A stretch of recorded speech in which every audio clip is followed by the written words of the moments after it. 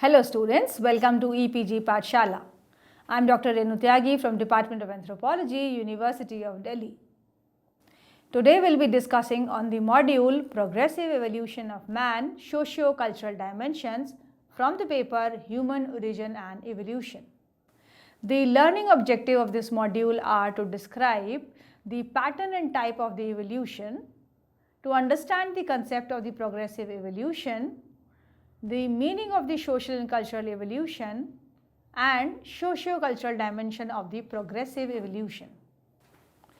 Evolution in general term is defined as the process by which the living organisms change over successive generations and gradually develop from earlier form to new form. In other words, evolution is the process of matching and adapting organism to the new environment. Over time, evolution can follow the different type and patterns under the impact of the environment and other selective pressures. Mainly, there are 5 types of evolution.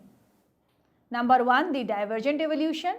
It occurs when a population becomes isolated from the rest of the species.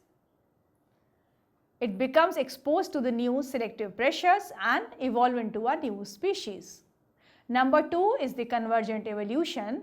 When the unrelated species occupy the same environment, they are subjected to the similar selective pressures and show similar adaptation. Number 3 is the parallel evolution. It describes 2 related species that have made similar evolutionary adaptation after their divergence from a common ancestor. The 4th is the progressive evolution, which occurs when simple form of the organisms evolve towards the complex forms. And the last is the retrogressive evolution. It describes the evolution of the complex form of organism towards the simpler form of the evolution. Now let us understand the progressive evolution of the man with a socio-cultural background. Man has evolved in a progressive manner from simple to the complex state. According to the Tyler, culture is an analogous to the cultural organisms. Since men evolved or developed in a uniform progressive manner, culture also followed that unilinear process. The evolution is building from Darwin's theory of the evolution and natural selection sought to track the development of the culture through time. Evolutionary theories are based on the assumption that societies gradually change from the simple beginning into the even more complex forms. Early sociologists, beginning with Auguste Comte, believed that human societies evolve in a unilinear way, that is, in one time of the development. According to their, social change meant progress towards something better. They saw change as positive and beneficial. To them, the evolutionary process implied that societies would necessarily reach new and the higher level of civilization. L.H. Morgan believed that there were 3 basic stages in the process, that is savagery, barbarism and civilization. Auguste Comte ideas relating to the 3 stages in the development of the human thought and also of the society, namely the theological, the metaphysical and the positive, in a way represents the 3 basic stages of the social change. This revolutionary view of the social change was highly influenced by the Charles Darwin theory of organic evolution. It is important to note that all of the early evolutionary schemes were unilinear. Unilinear evolution refers to the ideas that there is a set sequence of the stages that all groups will pass through at some point, although progress through these stages will vary. Groups, both past and the present, that are of the same level or stage of the development were considered nearly identical.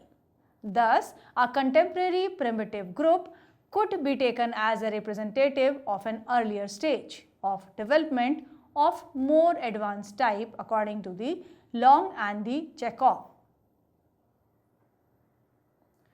Those who were fascinated by this theory applied it to the human society and argued that societies must have evolved from the simple and the primitive to that of the too complex and advanced, such as the Western society.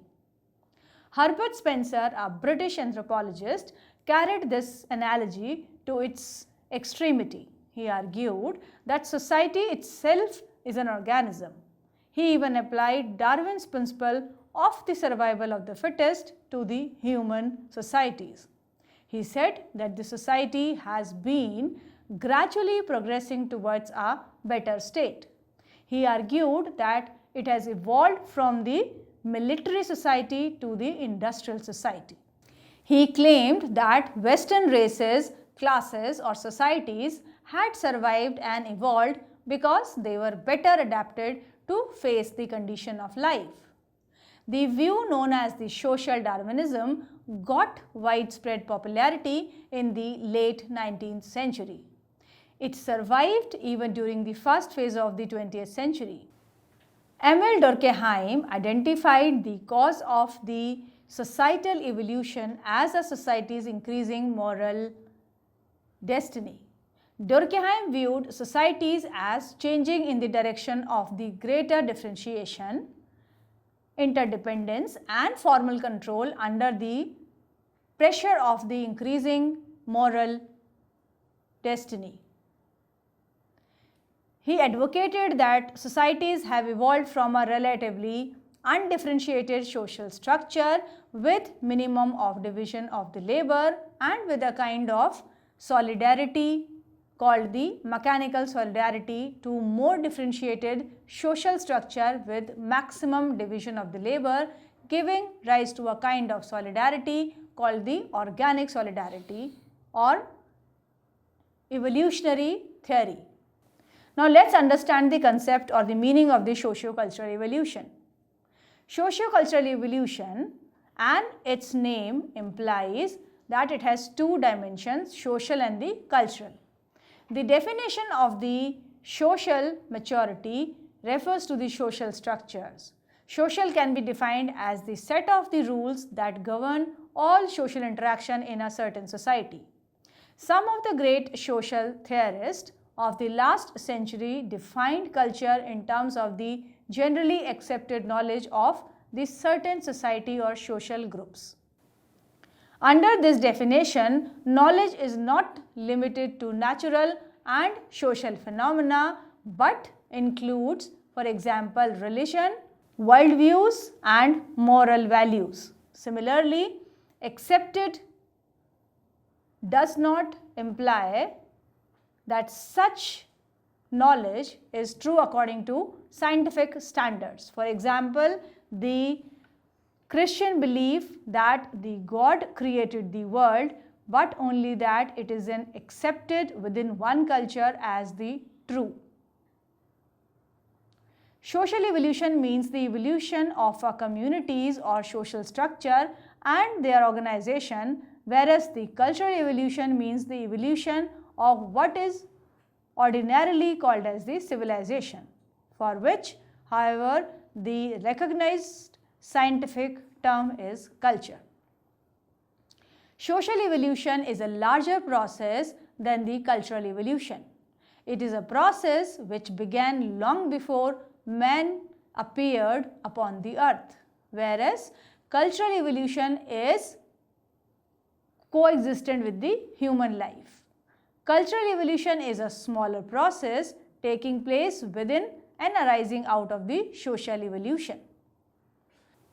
Now let's see the origin of socio-cultural evolution.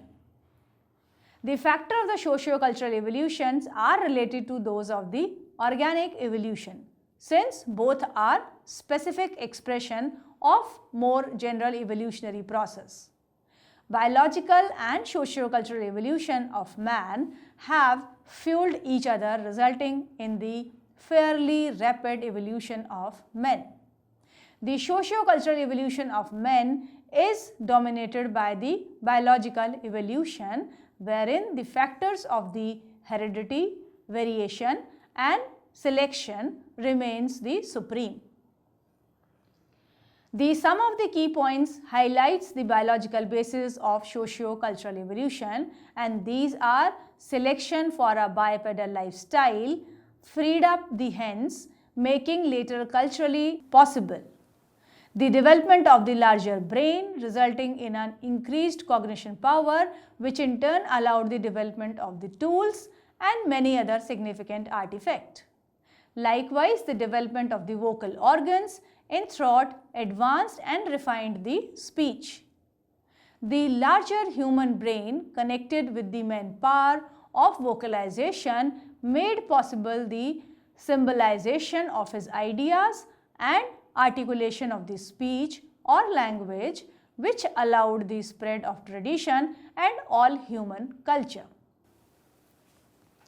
Morgan was the first person with expert knowledge who attempted to introduce a definite order of the socio-cultural evolution as representing a global trend from savagery to barbarism to civilization, the predominant evolutionary trend in anthropology.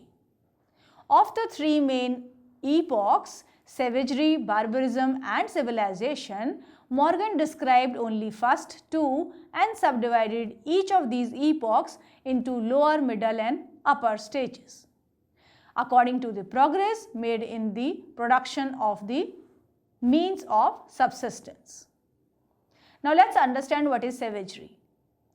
The lower stage or infancy of the human race. During this stage, men still lived in the original habitat, tropical or subtropical forest, dwelling at least partially in trees.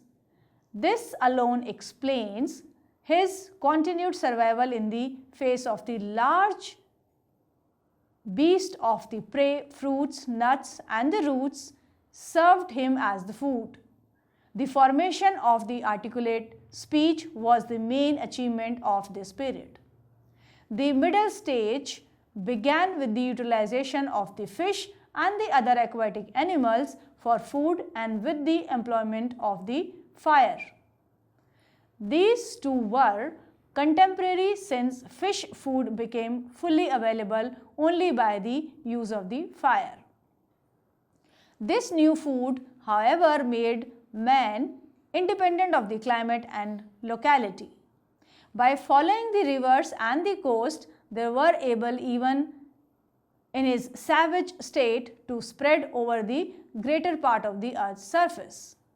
The crude, unpolished stone implements of the earlier Stone Age, the so-called Paleolithic, which belong wholly or predominantly to this period and were scattered over all the continent, were evidences of these migrations. The newly occupied territories as well as the unceasingly active usage for the discovery linked with their command of the art of producing fire by friction made available new foodstuffs such as the plant roots, tubers baked in the hot ashes or in the baking pits, ground ovens and games, which was occasionally added to the diet after the invention of the first weapon, the club and the spear. This figure shows the rate of the change in the tool variety. As a consequence of the continued uncertainty with regard to sources of the food stuffs, cannibalism appears to have arisen at this stage and continued for a long period. Now let's have a look at the upper stage. During this stage, the bow and the arrow was invented, whereby the wild game became a regular item of the food and hunting became one of the normal occupation. Bow, string and the arrow constitutes a very composite instrument, the invention of which presupposed long accumulated experience and sharpened mental powers, and consequently a simultaneous acquaintance with a host of other inventors. Even at this early stage, from which point Morgan dates the transition to the barbarism, there were beginnings of the settlement in the villages, a certain mastery of the production of the means of subsistence, wooden vessels and utensils, finger weaving without looms, with filaments of the bast, baskets woven from the bast or the rushes, and polished Neolithic stone implements. For the most part also, fire and the stone X have already been provided, the dugout, canoe, and in the places timber and planks for the house building. Now let's come to the next stage, that is barbarism. The lowest stage of the barbarism dated from the introduction of the pottery. This stage had its origin in the coating of the baskets or the wooden vessels with clay in order to render them fireproof. The characteristic feature of the period of the barbarism is the domestication and breeding of the animals and cultivation of the plants. The middle stage began in the east with the domestication of the animals, in the west with the cultivation of the edible plant by means of irrigation and with the use of the bricks which are dried in the sun and stone for the building in suitable places. The formation of the herds led to the pastoral life. The domestication of the animals must have been first accompanied on the borders of such pasture lands. The plentiful meal and the milk diet among the Aryans and the Semites, and particularly the beneficial effect of these foods on the development of the children, may perhaps explain the superior development of these two races. In fact, the Pueblo Indians of the New Mexico, who are reduced to an almost exclusively vegetarian diet, have a smaller brain than the more meat and the fish eating Indians in the lower stage of the barbarism. At any rate, cannibalism gradually disappeared at this stage and survived only as the religious rite of what is almost identical to this instance, sorcery.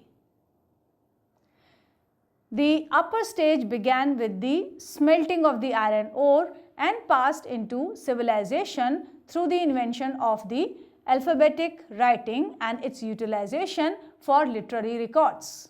Above all, this stage encountered for the first time the iron plough drawn by the cattle, making possible the land cultivation on a wide scale, tillage, and in the conditions then prevailing a practically unlimited increase in the means of subsistence.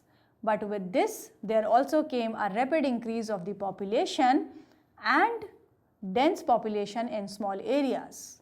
Improved iron tools, the bellows, the hand mills, the potter's wheel, the making of the oil and the wine, the working up of the metal developing into an art, wagons and the war chariots, ship building with the planks and beams, the beginning of the architecture as an art, walled towns with towers and battlements, the Homeric epic and the entire mythology, these were the chief heritage carried over by the Greeks in their transition from the barbarism to the civilization. Now let's see the civilization. Civilization was the period in which knowledge of the further working up of the natural products of the industry proper and of the art was acquired.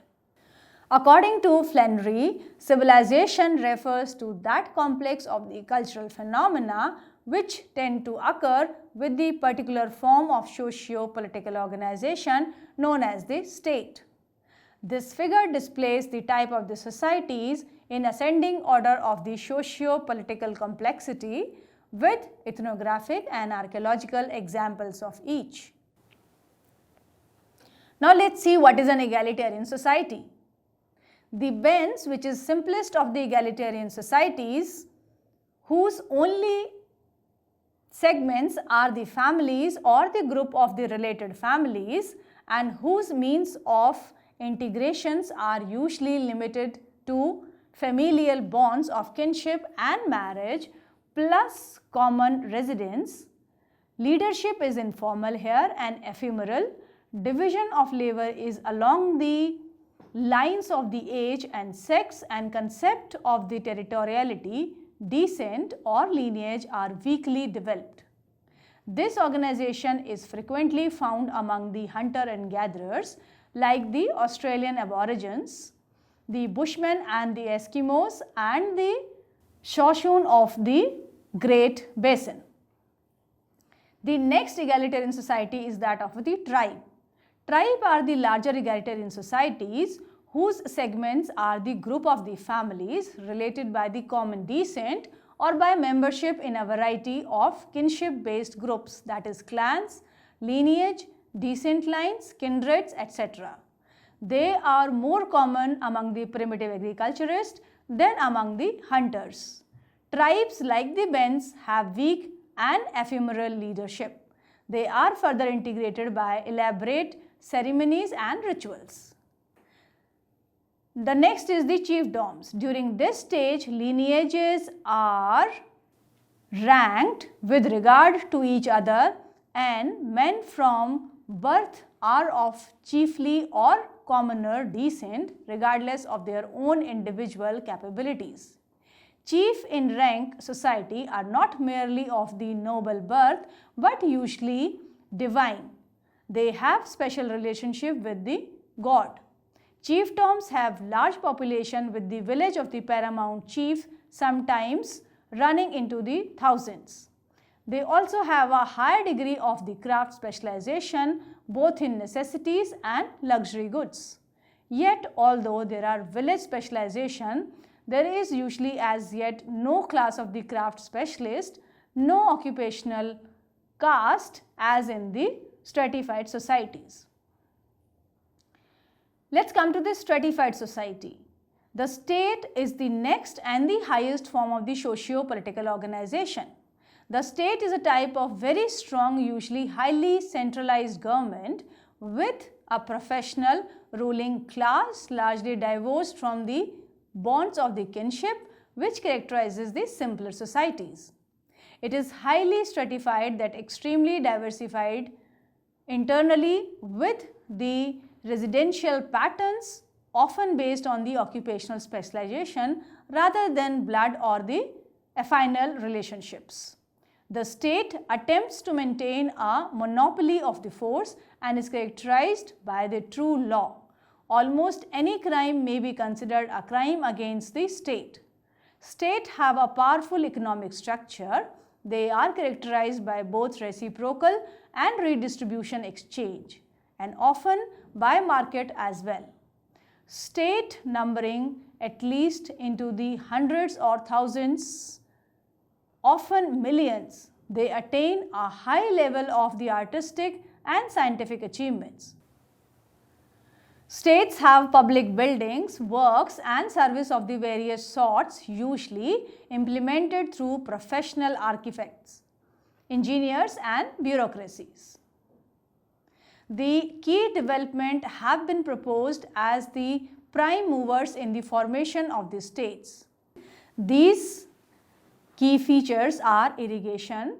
Carl Wittfogel believed that water is a resource of unusual qualities vital to the agriculture in arid lands, yet manipulated by the human societies in ways that other environment variables are not.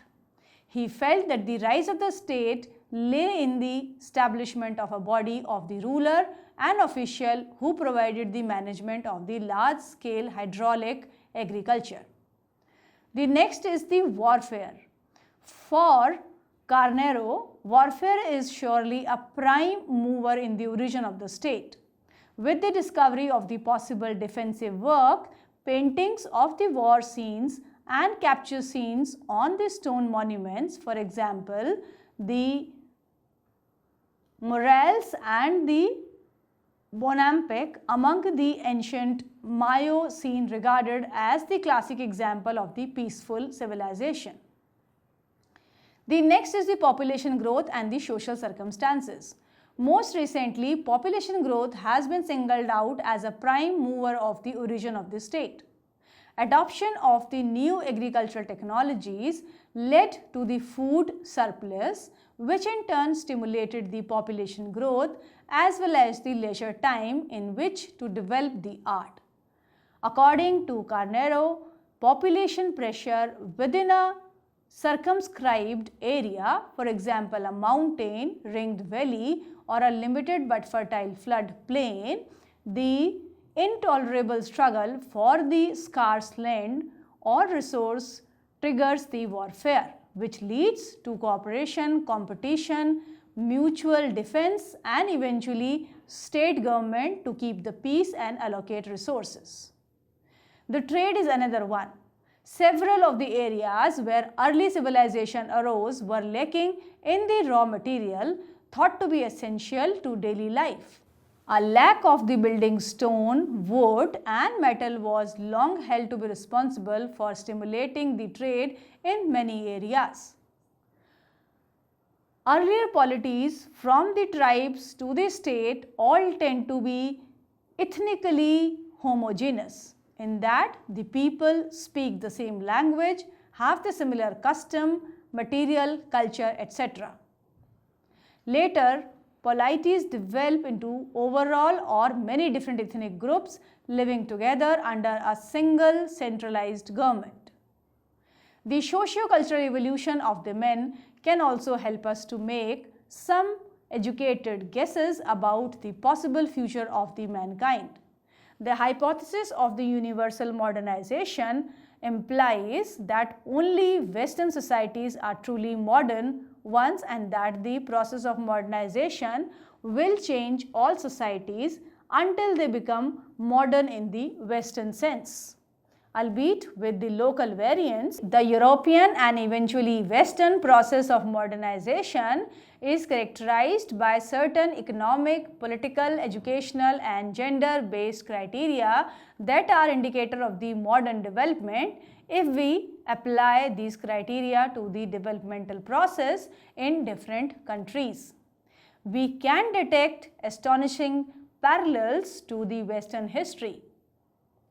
The economical relevance of the agrarian sector is decreasing in developing countries, even in Africa, whereas industry is gaining its importance. The same trend is valid for the urbanization processes. In all developing countries, the rural population is decreasing as large cities emerge, just as happened in Europe in the 18th century. All of the trends that are now visible in developing countries were seen previously in the Europe and the North America as they progressed towards the modern Western culture. Now let's summarize what we have learned so far in this module.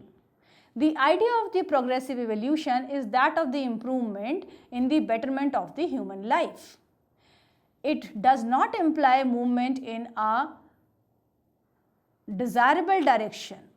The early hunter-gatherer societies or the segmentary differentiated tribal societies, as they are called in anthropologies, are homogeneous.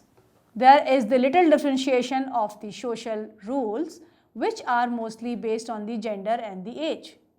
The creative potential of these early humans could not unfold. Small degree of the labor division did not allow for the special roles, and a common worldview of the animalistic religious further hindered individual thinking.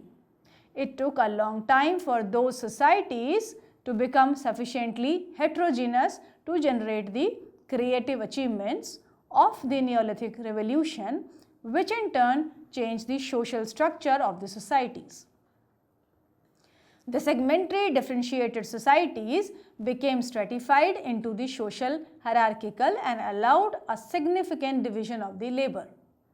Yet it took a long time to achieve this stage of the socio-cultural evolution, and many tribal societies did not reach it at all because only small process of the differentiation took place and creative individual could only slowly create the new ideas in their respective society. The long period of the time between the biological emergence of the Homo sapiens and the Neolithic revolution was necessary to allow this slow process to generate a sufficiently heterogeneous society that could move to the next step in the evolutionary process. In other words, the Neolithic revolution could only take place when some societies were sufficiently differentiated to allow for individual creative processes. The general hypothesis about the socio-cultural evolution, the historical data, and our stimulation can apparently explain the human history as an evolutionary process. In particular, they can explain the special path of the Europeans and subsequently Western culture. All of the socio-cultural dimensions of the evolutionary progress of men are internally complex and none are inevitable universals. There can be divergence and even reversals in any of the general trend, and differential culture will have their own particular manifestation of each element. There are linkages among all of these, though again the connections are not inevitable and globally universal.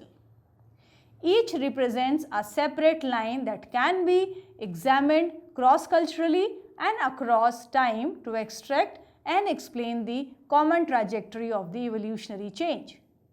It is also possible to look at the intersection of the differential trajectories and examine how they may be connected or disconnected in individual culture, histories, and universal pattern of evolution. Thank you.